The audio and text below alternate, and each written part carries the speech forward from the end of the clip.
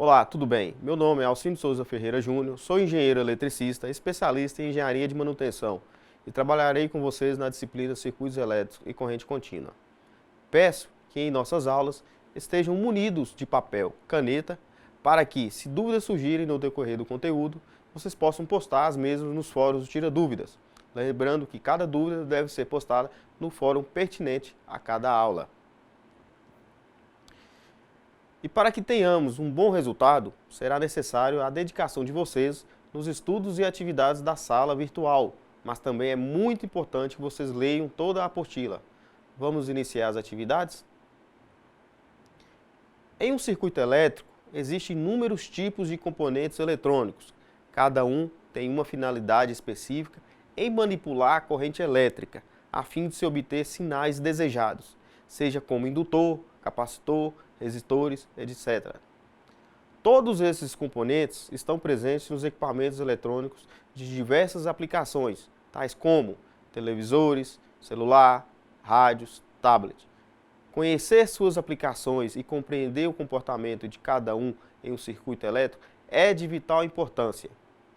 O componente eletrônico é definido como todo e qualquer elemento de um circuito capaz de controlar, manipular a corrente elétrica. Esses elementos podem ser do tipo passivo ou ativo, que depende diretamente da manipulação da corrente. Os elementos ativos podem ser definidos como aquele que fornece energia ao circuito, potência elétrica. Em outras palavras, nessa categoria podemos dizer que as fontes de tensão são os ativos. As fontes de tensão podem fornecer tensão e corrente, podendo ser contínua ou alternada, de forma constante e estabilizada. Sua simbologia em um circuito é padronizada para que não se confunda com um componente passivo. Vejamos alguns. Em alguns circuitos podemos encontrar essa simbologia aqui,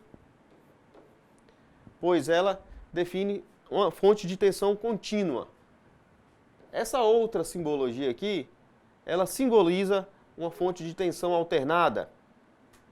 E essa aqui simboliza uma fonte de corrente. A fonte alternada pode ser simbolizada da seguinte forma: sempre haverá um sinal indicando positivo ou negativo, pois a alternada, ela a cada 60 Hz, que é a frequência da rede, ela muda. Ou seja, 60 vezes por minuto, esse sinal aqui, ele passa entre mais e menos. Então, fica impossível definir se realmente é mais, se é menos. Então, a simbologia, ela sempre será aceita dessa forma. Já no sinal positivo, esse lado aqui maior sendo positivo e esse lado menor sendo negativo. Esses são alguns símbolos utilizados em circuitos de corrente contínua ou alternada. Já os elementos passivos podem ser conceituados como aqueles que recebem a energia, transformam em algum trabalho, consomem potência. Essa potência consumida é resultado da manipulação da corrente elétrica para se obter um comportamento específico da eletricidade. Nessa categoria, temos os resistores, capacitores e indutores. Os elementos resistivos fornecem a oposição à passagem da corrente elétrica. Eles possuem uma resistência elétrica referente a cada tipo de material. A resistividade oferecida por cada material depende diretamente da temperatura do meio. Sua função principal é controlar a passagem da corrente elétrica. Alguns elementos resistivos são usados como fonte de energia térmica. Por exemplo, a resistência dos chuveiros. A resistividade desses elementos é medida em ohms. Nos circuitos eletrônicos, o componente que tem essa capacidade são os resistores. Eles podem ser do tipo fixo, com resistividade já fixada de fábrica, com uma pequena tolerância e variações. Os fixos são facilmente identificados em um circuito por possuir cores que os identifiquem, mas não vão confundir com alguns capacitores que possui também cores de identificação. A simbologia dos resistores em um circuito é representada por um retângulo ou uma mola em zigue-zague.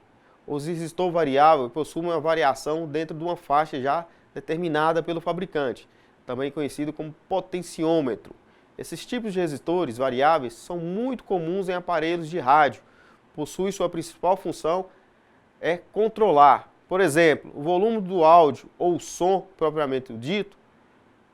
Olhem bem, como foi dito, os resistores eles possuem uma forma retangular, como simbologia, ou uma mola em zigue-zague. Esses são os resistores fixos. Podemos encontrar também resistores variáveis em um circuito, que são representados dessa seguinte forma aqui. Nós temos esses 3 exemplos aqui que podem ser encontrados em vários circuitos eletrônicos.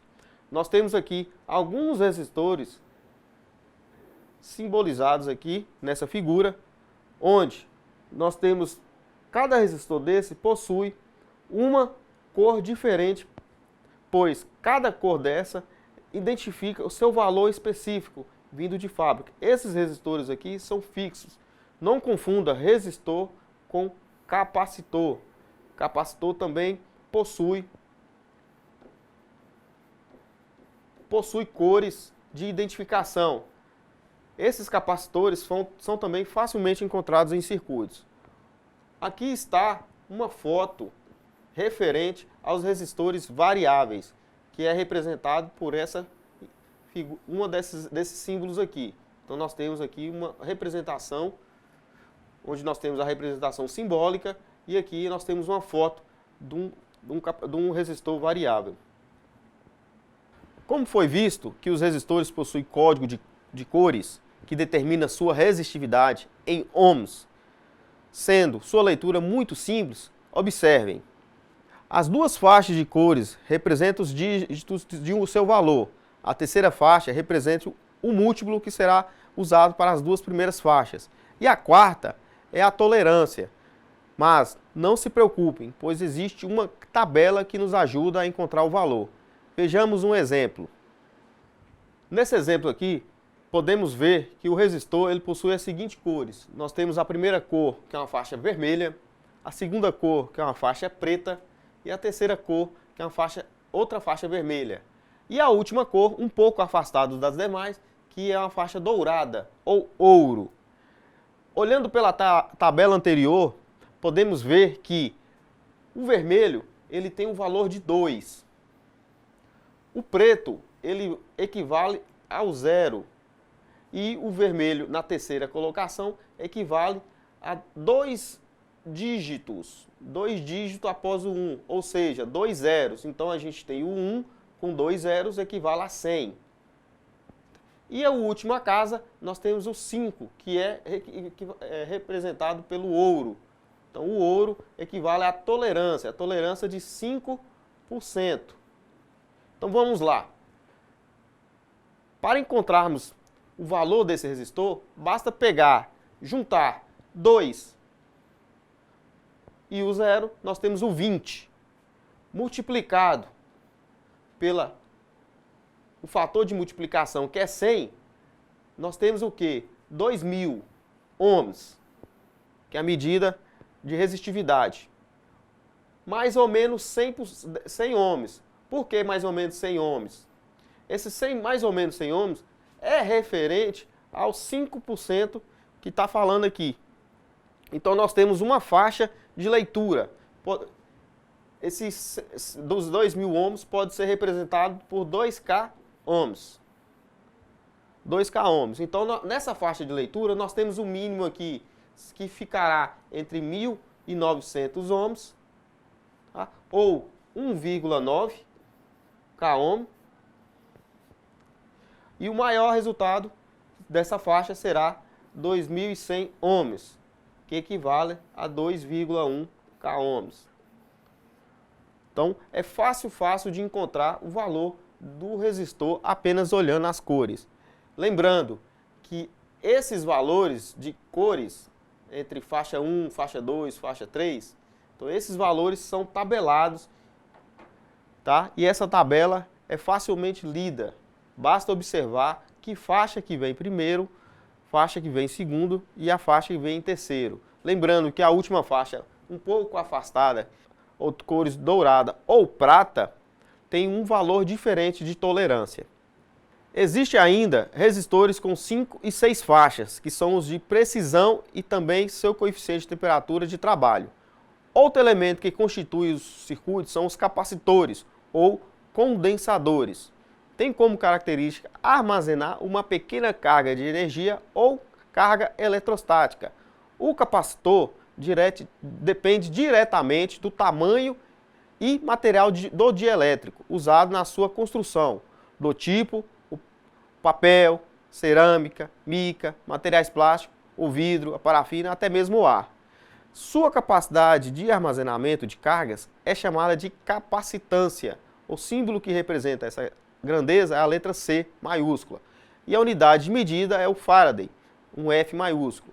Como resistor, o capacitor, em alguns modelos, possui código de cores para identificação do seu valor e código numérico.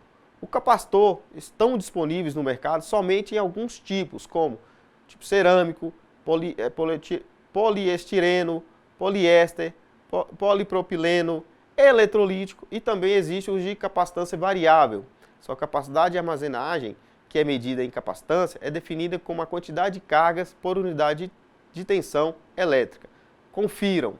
Os capacitores, esses simbolizados nessa foto aqui, são muito utilizados em circuitos para, às vezes, atrasar a tensão, mas também podemos utilizar eles como fonte de tensão extra. Então, a simbologia são essas duas barras laterais, ou essa barra e uma pequena barra curvada. Nós temos os capacitores polarizados. Por que polarizados?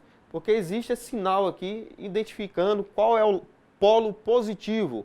Nesse caso aqui nós temos essa barra diferenciada, que representa o polo positivo. Para um capacitor variável, a simbologia muda um pouco, acrescenta essa seta cortando. Então nós temos esses símbolos utilizados para capacitor. Para o capacitor, ele é definido como a carga do elétron dividido pela tensão utilizada. Um Faraday, podemos dizer que é igual a 1 coulomb dividido por volt. Então, C é a capacitância medida em Faraday, Q, quantidade de carga elétrica medida em coulomb, e V, a tensão medida em volts. Nessa outra imagem, nós podemos ver alguns exemplos de capacitores variáveis, onde a gente tem esse aqui que varia de 120 picofarad, esse aqui varia de 2 a 30 picofarad. Lembrando que a unidade pico, né? A unidade pico, unidade mili, nós temos a unidade mili, temos a unidade micro, né? Todas essas unidades vocês verão como utilizar elas para os cálculos. Além dos resistores e dos capacitores, existe nos circuitos um outro elemento, o indutor, que é na verdade uma bobina, que quando é percorrida pela corrente elétrica, cria em torno de si um campo magnético, que depende da intensidade da corrente proporcionalmente. Caso ocorra a necessidade de aumentar o campo magnético, sem alterar o valor da corrente, basta dar mais algumas voltas na espira, ou voltas na bobina. Mas tudo isso deve ser calculado para se obter um valor de projeto desejado. Os indutores possuem como núcleo, que pode ser do tipo ferrite, ferro ou próprio ar. Sua função em um circuito é impedir a mudança de sinal elétrico. Também pode ser usado em alguns circuitos para atrasar a corrente em relação à tensão. Sua unidade de medida é Henry, um H maiúsculo. E seu símbolo de grandeza é a letra L, maiúsculo. A indutância também pode ser descrita como a capacidade de armazenar energia no campo magnético de um condutor em formato espiral, uma bobina, percorrido pela corrente elétrica. A bobina tem a capacidade de criar o campo magnético dependendo do número de espiras, comprimento da bobina e o diâmetro da bobina. Também seu núcleo influencia na capacidade de indutância. Por sua vez, os indutores também possuem um código de cores e é o mesmo usado nos resistores. Vejamos. Como foi dito, os indutores eles têm uma relação direta com o número de espiras, que será a quantidade de voltas, essas voltas feitas para criar a bobina. Nós temos aqui o diâmetro da bobina, né? Que é esse diâmetro aqui. E também nós temos o comprimento da bobina. Tudo isso influenciará na indutância dessa bobina. Então nós temos o L, que seria a indutância, em R, número de espiras, S, a área da seção transversal em centímetro quadrado, e M, o metro, é o comprimento do enrolamento em metro. Então aqui nós temos assim, um exemplo clássico de uma bobina com um núcleo de ferro ou ferrite. A simbologia dela usual é essa aqui, facilmente identificada, tá? E nós temos uma figura de um elemento indutor dentro de um circuito, que é esse aqui.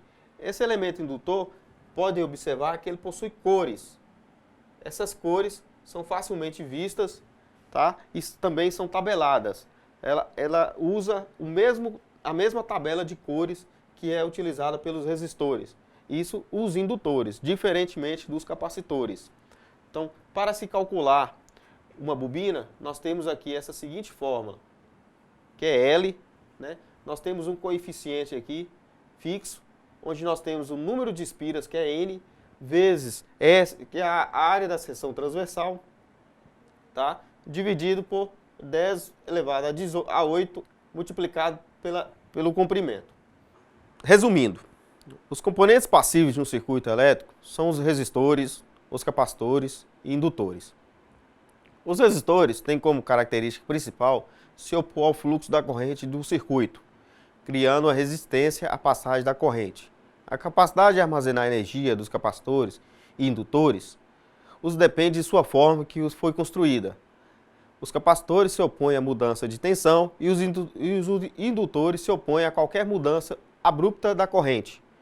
Todos eles possuem código de cores para determinar seus valores. Os elementos passivos podem formar um circuito em 3 tipos de configurações de circuitos elétricos. Podem ser ligados em série, em paralelo e de forma mista. Vamos ver como funciona cada uma? A associação de resistores em série, quando percorrida pela corrente por eles, ela não altera seu valor, continua a mesma, a resistência total ou equivale é a soma das resistências presentes no circuito. Vejamos. Em um circuito onde nós temos alguns resistores em série, podemos observar que o início desse resistor e o final do resistor, o final desse é ligado ao início desse, criando o quê? Uma cadeia em série. Então, por isso que a gente diz que é um circuito em série. Como podemos ver aqui nessa lâmpada, são 2 lâmpadas ligadas em série em uma fonte de tensão. A fonte de tensão é a bateria, onde essa lâmpada 1 tem uma resistividade R1 e essa lâmpada 2 tem uma resistividade R2. A forma para calcular essa resistividade em série é definida nessas duas seguintes formas, onde a gente tem resistência equivalente, que é a soma das duas resistências em série, pode ser descrita por R1 mais R2. Caso ocorra mais resistências, nós definimos que a resistência equivalente é R1 mais R2 mais R3, R4, quantos resistores existirem no circuito. Então, equivale a Rn. Vamos aplicar essa fórmula de forma direta? Então, definiu-se que R1 equivale a 2 ohms e R2 equivale a 5 ohms. Então, pela fórmula definida, que resistência equivalente é igual a R1 mais R2, colocamos na fórmula o 2 ohms mais 5 ohms equivale a 7 ohms, facilmente calculado. Isso em um circuito em série para resistores. A indutância equivalente dos indutores podem ser calculada da mesma forma que os resistores em um circuito. A indutância total é a soma das indutâncias em série. Confira. A soma dos indutores é semelhante à dos resistores. Então nós temos dois indutores em série, aqui no circuito, representado pela sua simbologia. Nós temos a corrente circulando nesse sentido e nós temos a fonte de tensão entre aqui o lado positivo e o lado negativo. Aplicando a mesma fórmula, nós temos a indutância equivalente, que vai ser representada pelo Lec. Nós podemos dizer que L1, que é igual a 2 miliohms, esse 2 miliohms equivale a 2 vezes 10 a menos 3, e o 5, e o L2 equivale a 5 miliohms, que também é 5 vezes 10 a menos 3.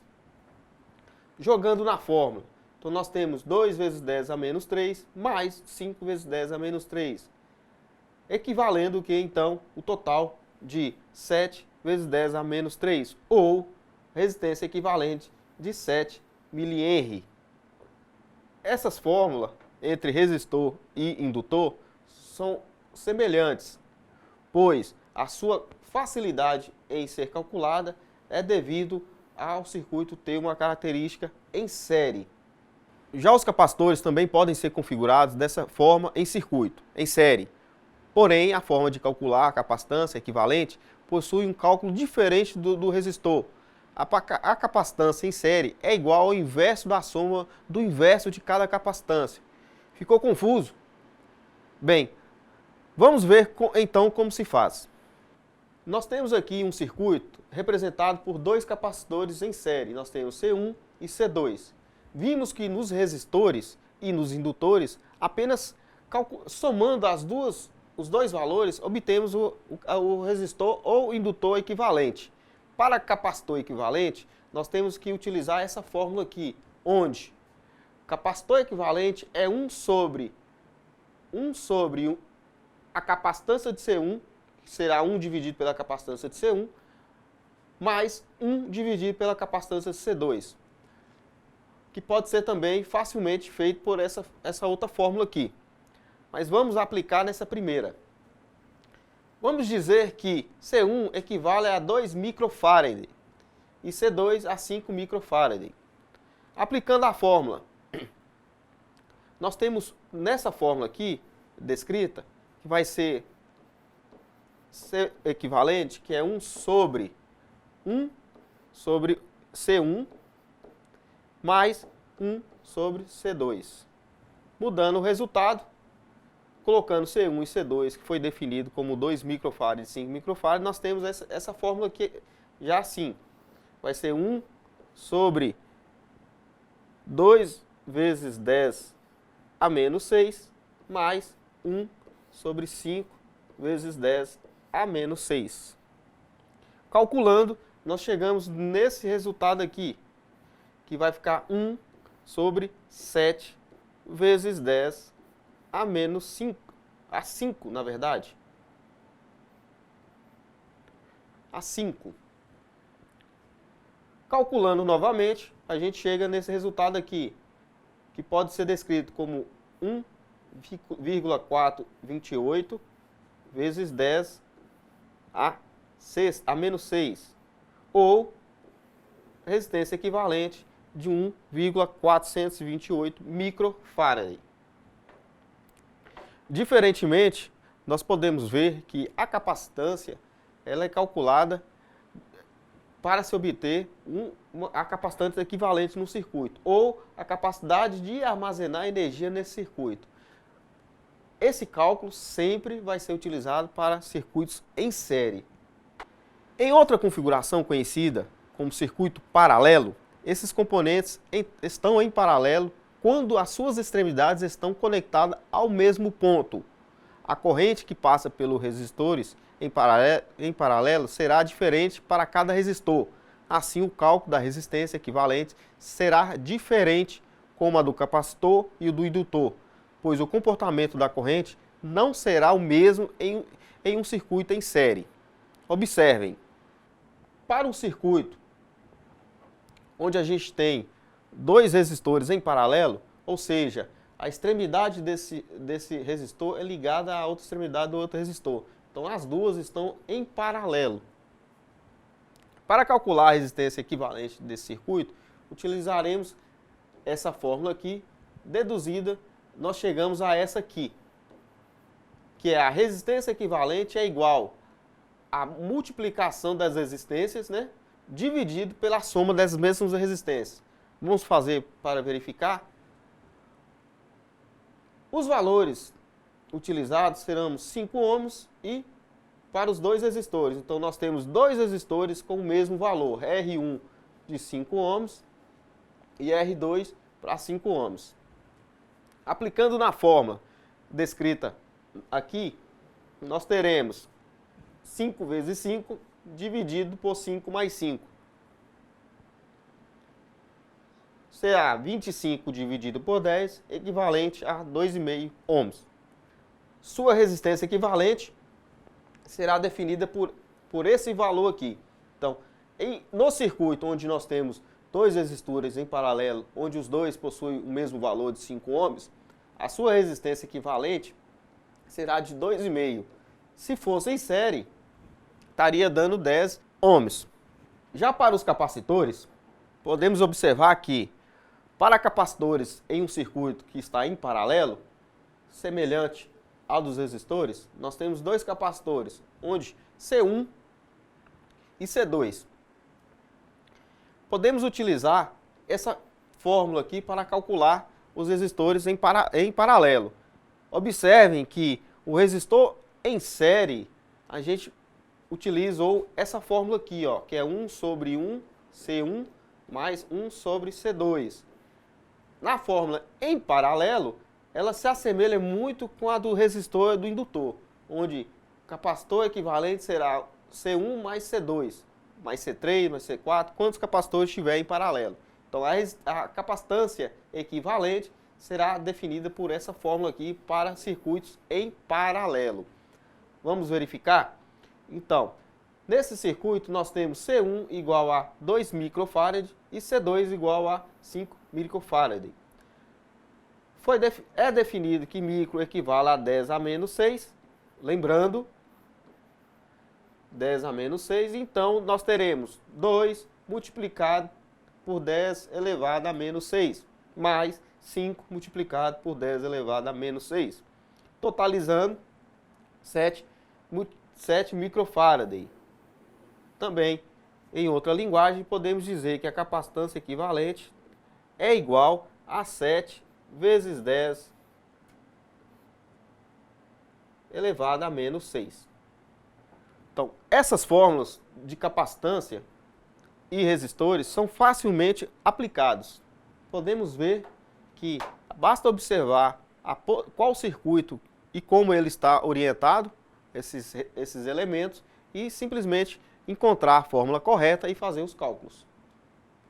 Já os indutores, que possuem uma forma diferente lá em série, ele muda também a sua forma de calcular quando é em paralelo, definida por essa fórmula aqui. Resistência equivalente é a multiplicação das indutâncias dividido pela soma dessas indutâncias. Então nós temos um circuito aqui onde são dois indutores L1 e L2 e queremos saber o resultado equivalente nesse circuito. Por dedução, dizemos que L1, que é indutância L1, equivale a 6 mH e a indutância L2 equivale a 5 mH. Aplicando na fórmula, nós teremos 6 vezes 5 e sobre 6 mais 5. Então, equivalente, nós temos 6 vezes 5, 30, dividido 6 mais 5 dá 11. Dividindo essas duas fórmulas, esses dois números, nós temos o quê? 2,727 ou 7,727. Como a unidade é a mesma para os dois, apenas conserva-se a unidade. Então, conservando a unidade, nós colocaremos ela aqui no final. Então, o resultado da indutância equivalente é 2 vezes 727 vezes 10 elevado a menos 3. Ou seja, a indutância equivalente é 2,727 mH. Esse circuito, essa fórmula desse circuito é utilizado somente para paralelo. Então lembrando que a indutância em série, a gente soma as indutâncias L1 mais L2.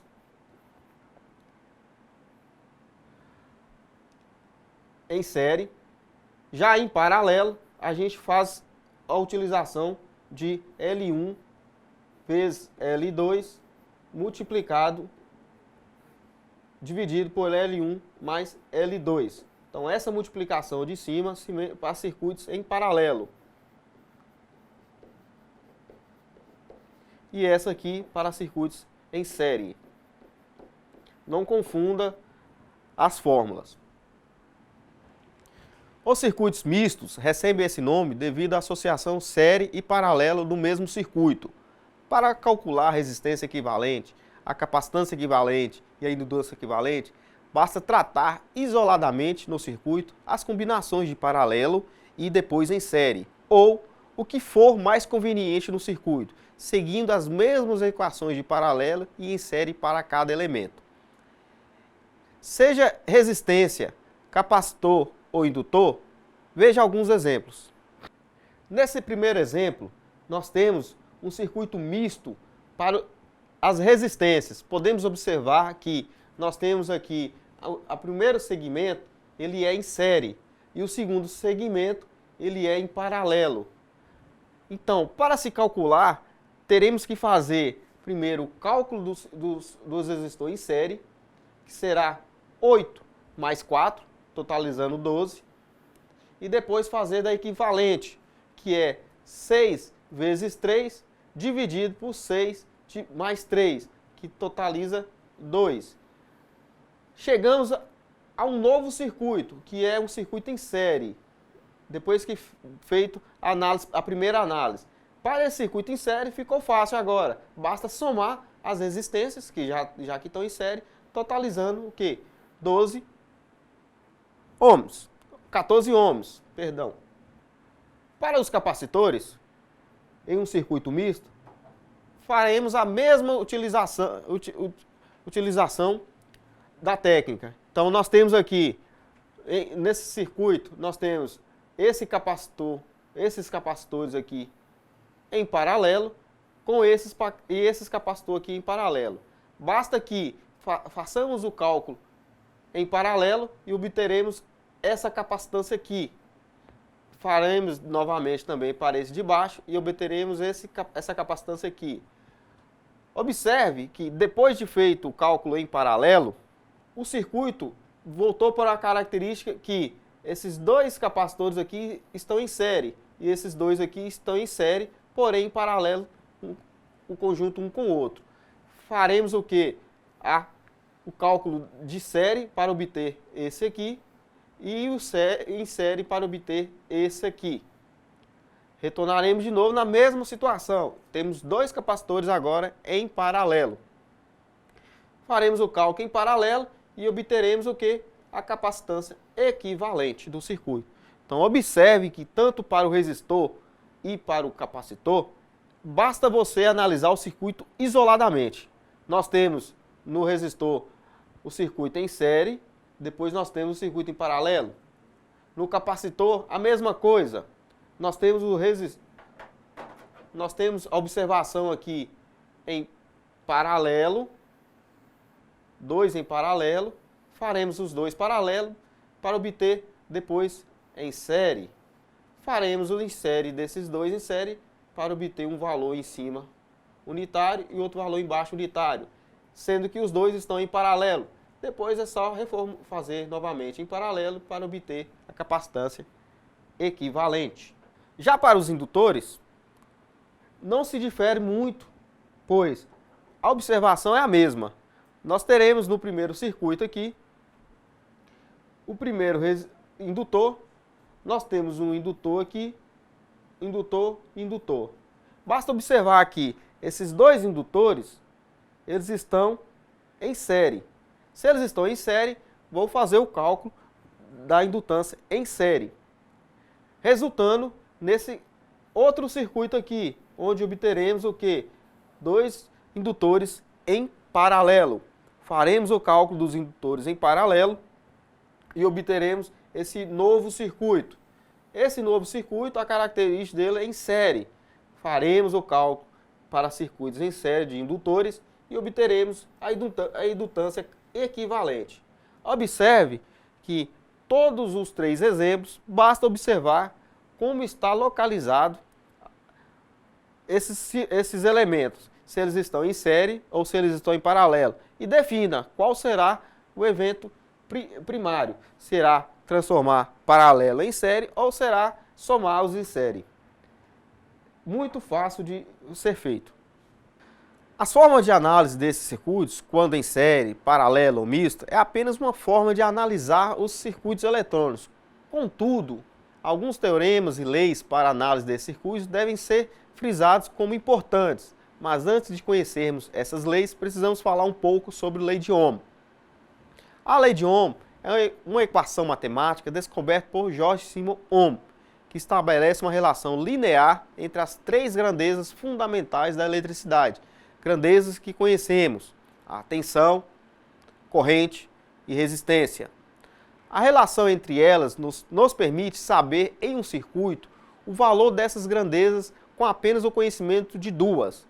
Bem, a lei de Ohm determina que uma tensão V em um circuito que tem um resistor R é diretamente proporcional à corrente I, que atravessa esse mesmo resistor. Com essa definição, podemos construir um triângulo com as três grandezas de forma a facilitar a visualização. Vejamos. Montando o circuito, onde nós temos V no topo do triângulo,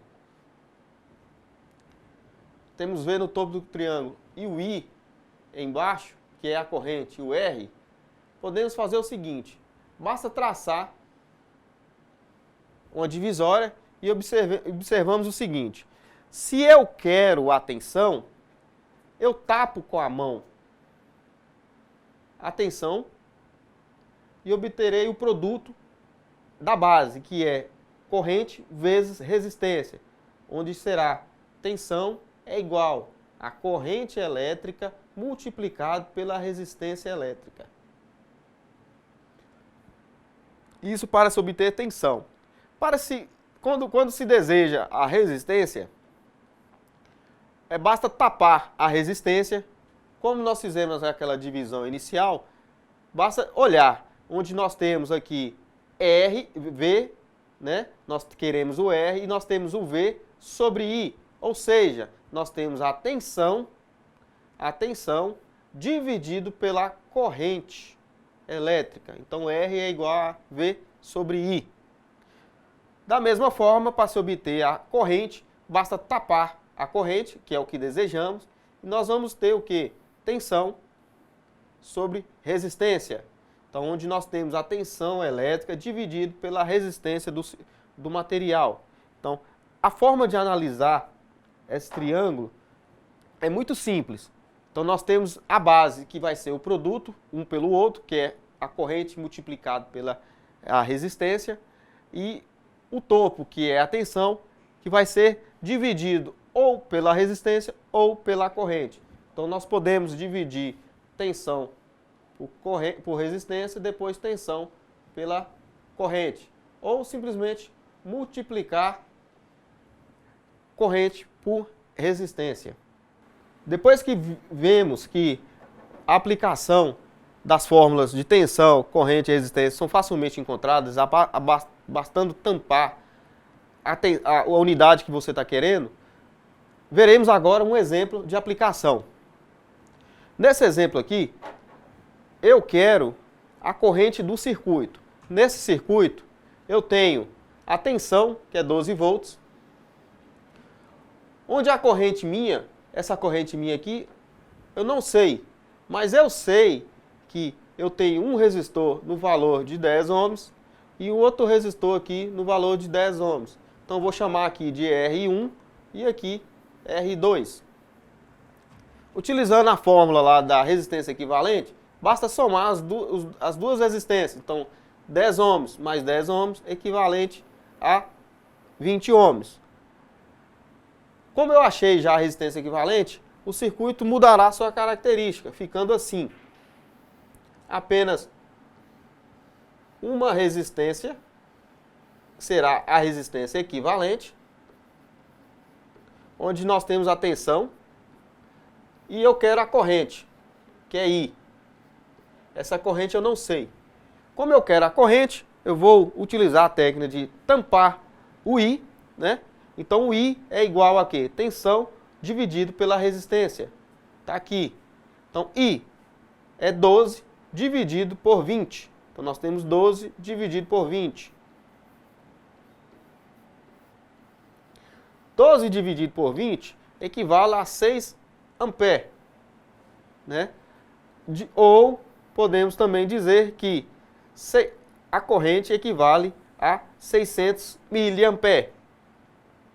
Desse exemplo aqui, facilmente referenciado a aplicação da técnica de tampar a unidade que eu desejo, que é colocando a mão, e apenas efetuando a fórmula do que sobrar. Simplesmente, se eu quero V, vai ser corrente vezes resistência. Ou se eu quero resistência, vai ser tensão sobre corrente. O que o circuito me pedir, eu tenho que pegar a fórmula correta e elaborar de forma que obtenha os valores desejados da corrente, resistência ou tensão. Como vimos, a lei de Ohm é muito importante para analisar um circuito elétrico e descobrir a grandeza desconhecida. Existem ainda circuitos com maior complexidade, circuitos estes que devem se analisar com muito cuidado e atenção. A escolha da técnica de análise determina o êxito nos cálculos. Para analisar circuitos elétricos complexos em corrente contínua, podemos usar leis de Kirchhoff das correntes, LKC, e das tensões, LKT. Essas leis básicas descrevem o comportamento da corrente e tensão em um circuito elétrico complexo. Tais leis estabelecem relações entre tensão e as correntes, e também entre diversos elementos existentes em um circuito. Em um circuito complexo, existem alguns conceitos que devemos sempre estar por dentro. Por exemplo, o que é um ramo, o que é nó, o que é malha. Um ramo, podemos dizer que é representado por um único componente conectado entre dois nós, tal como um resistor. E o nó é um ponto de junção de dois ou mais componentes de um circuito. Ramos. A malha é qualquer parte de um circuito elétrico cujo ramo forma um caminho fechado para a corrente. Vamos ver melhor? Nesse exemplo aqui, nós temos um ramo, né, que é um ou mais componentes entre dois nós.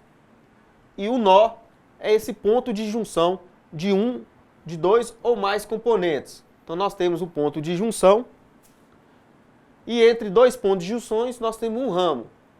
A malha é um circuito fechado, onde a gente tem ramos e nós. Nós temos um nó em cima e um nó embaixo. Esse seria aqui o ramo. Nesse ponto aqui, fechado, nós temos a malha interna 1 e a malha interna 2. Ou nós temos uma malha externa total, que são a união das duas malhas internas. Então nós definimos que ramo é a união de dois componentes ou mais entre dois nós, e nó é a união de dois componentes ou mais em um vértice. E malha é o circuito fechado de ramo. Como foi dito, existem duas leis de Kirchhoff, a lei das correntes, LKC, que é definida pelo seguinte conceito: soma das correntes que chega a um nó é igual à soma das correntes que saem, considerando que as que estão chegando como positiva e as que estão saindo como negativo. Podemos dizer que a soma algébrica das correntes incidindo em um nó deve ser nula. Essa é considerada a primeira lei de Kirchhoff. A segunda lei de Kirchhoff trata das tensões LKT. Seu enunciado diz que a soma das tensões ao longo de um percurso fechado, qualquer, uma malha, é igual à tensão total que está sendo fornecida a esse percurso. Estabelece também que a soma algébrica das tensões em um percurso fechado é nula. Vamos conferir? Foi dito que a lei das correntes LKC, que é a soma das correntes que chega a um nó, é igual à soma das correntes que saem. E a soma algébrica das correntes incide em um nó, deve ser nula. A lei das tensões LKT diz que a soma das tensões ao longo de um percurso fechado, qualquer, uma malha, é igual à tensão total que está sendo fornecida a esse percurso. Fica estabelecido que a soma algébrica das tensões em um percurso fechado é nula. Vamos aplicar as leis em um circuito? Nesse circuito aqui, observem que nós temos duas fontes de tensões, né, que é 12 volts e 2 volts. Nós temos um resistor comum para essa malha aqui e que nós temos a outra malha aqui. Então pode dizer que temos a malha 1 e a malha 2. Colocando as leis em prática, na malha 1 nós temos menos 12 volts, que é utilizando apenas uma observação, vamos deduzir que 12 seja negativo, 10 vezes a corrente, que eu não sei qual que é a corrente, que é 10 ohms vezes a corrente, mais 10 vezes a outra corrente, que vai ser essa aqui, menos 10 vezes a corrente I2, que eu vou considerar essa corrente aqui também de novo, como se essa aqui tivesse nesse sentido e essa aqui tivesse no sentido inverso. Então, totalizando zero, será a soma dessas tensões e correntes. Então, ficaria o seguinte, 20 vezes I menos 10 vezes I2, que é igual a 12, que seria a malha 1. A malha 2 é menos 2 mais 4 vezes I2. Então, nós temos aqui menos 2 vezes 4 vezes I2, mais 8 vezes I2 mais 10, vezes I2 menos 10 vezes I1, que é igual a zero. Então, nós temos a soma das tensões, soma das correntes, igual a zero. Resumindo, menos 10 vezes I1 mais 22 vezes I2, igual a 2, na malha 2. Aplicando isso em fórmula, ficaria o seguinte. Para se obter entre malha 1 e malha 2, foi definido a seguinte fórmula. Nós temos lá, que está definido aqui, que é a malha 1 e depois a malha 2. Malha 1, malha 2. Então, nós temos aqui um produto, onde vamos fazer o quê? Uma pequena equaçãozinha. Nós temos aqui 20 vezes I1 e 10 menos I1, total o quê? 12. E menos 10 x1 e mais 22 vezes x2 igual a 2. Cortando os dois aqui, multiplicando vezes 2 a parte de baixo, obteremos o seguinte. 20 vezes I1 mais 44 vezes I2. Esses dois aqui, como tem valores diferentes, a gente corta e simplesmente fazemos o cálculo. 44 menos 10 igual a 34 I2. Como I2 é igual a 16, soma esses dois aqui também. Então, I2 é igual a 16 sobre 34, que equivale a 0,47 ampere. Então, eu já achei I2, 0,47 ampere. Aplicando o I2 na fórmula de I1, nós temos lá aqui 20 vezes I1 menos 10 vezes o I2 que eu acabei de encontrar, igual a 12. Então, 20 vezes I1 é igual a 16,7. Fazendo o arranjo da fórmula novamente, nós temos que I1 é igual a 16,7 sobre 20, totalizando 8,87 ampere. Nós temos então a corrente do circuito 1, que é 0,83 ampere, e o circuito 2, que é 47 ampere, nesse circuito aqui. Então, a lei de Kirchhoff das correntes LKC estabelece que a soma das correntes que chega a um nó é igual à soma das correntes que saem desse nó. A lei de Kirchhoff das tensões estabelece que a soma das tensões em um percurso fechado é igual a zero. As leis de análise de circuitos são muito importantes para o entendimento dos próximos conteúdos. Não deixem de praticar com os exercícios propostos e sempre que tiver uma dúvida, poste nos fóruns Tira Dúvidas. Bons estudos!